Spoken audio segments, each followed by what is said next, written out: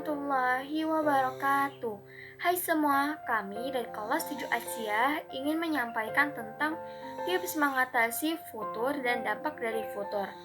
Bagi kalian yang belum tahu apa itu futur, futur adalah rasa malas, enggan, dan lamban dalam melakukan kebaikan.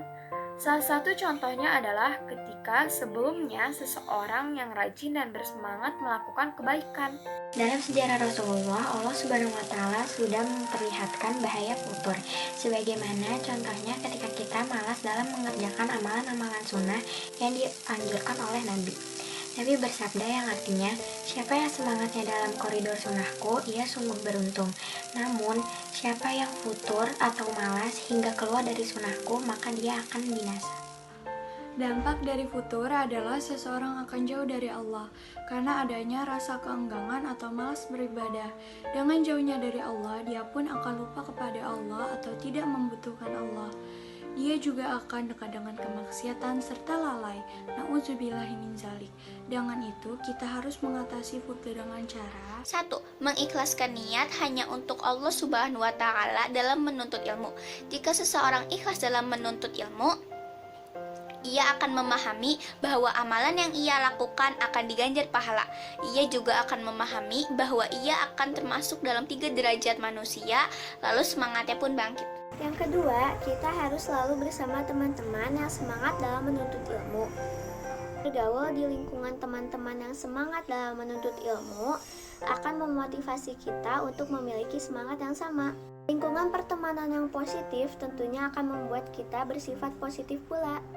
Ketiga, kita harus bersabar, yaitu ketika jiwa mengajak untuk berpaling dari ilmu, maka bersabarlah. Jika seseorang mampu bersabar, lalu senantiasa menuntut ilmu, maka lama-kelamaan akan menjadi kebiasaan baginya, sehingga hari ketika ia terlewat dari menuntut ilmu, akan terasa hari yang menyedihkan. Yang keempat, bertafakur dan bertobat kepada Allah.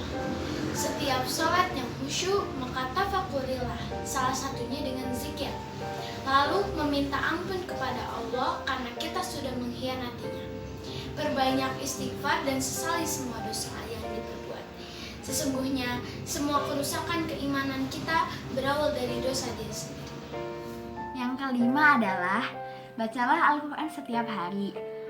Dari sahabat Abu Umamah Al-Bahili radhiyallahu anhu, saya mendengar Rasulullah Shallallahu alaihi wasallam bersabda, bacalah oleh kalian Al-Quran, karena ia Al-Quran akan datang pada hari kiamat kelak untuk menjadi syafaat bagi orang-orang yang rajin membacanya. Hadis riwayat Muslim. Yang terakhir adalah memperbarui keimanan. Saat menyadari bahwa kita mengalami futur, dekatkanlah diri kepada Allah Subhanahu wa Ta'ala, perbanyak zikir dan sholat sunnah. Hal ini dilakukan dalam rangka agar Allah mengangkat rasa futur yang ada dalam diri kita. Nah, tadi kan sudah dijelaskan cara mengatasi rasa futur atau malas. Ingat, rasa futur atau malas harus dilawan karena dampaknya bahaya. Semoga teman-teman bisa memahami apa yang kita jelaskan tadi ya. Sekian penjelasan dari kita. Wassalamualaikum warahmatullahi wabarakatuh.